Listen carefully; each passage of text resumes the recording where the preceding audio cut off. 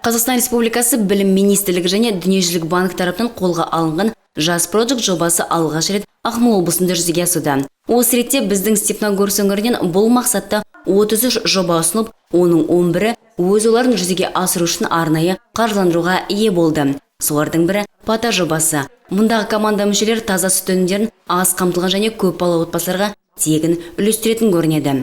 Проектіні бастағанымызға өте қуаныштымыз.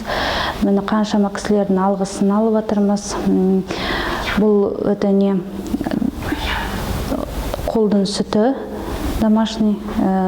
Соны әкеліп, осы кісілерге қаншама көбінесе көп балалы отбасыларға, аз қамтылған жандарға, соларға біз осындай сүт өніммен жұмасына бір рет алып келеміз.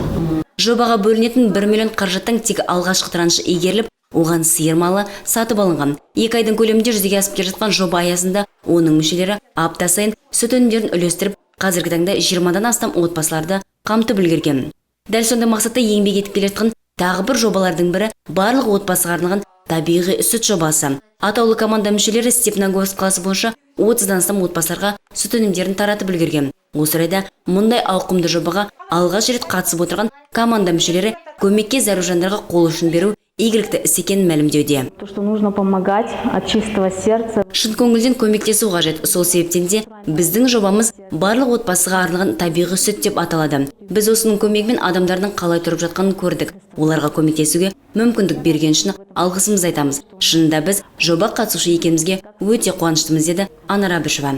Команда мүшелері дәл осылай үй-үйлерді аралап жүріп, табиғи таза өнімдерді үлестіріп жүріп, сол үшін оларға айтылып жатқан алғыс сезімдерде жоқ емес.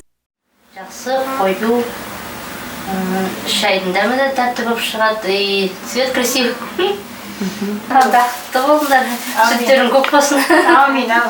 Дәмді болсын.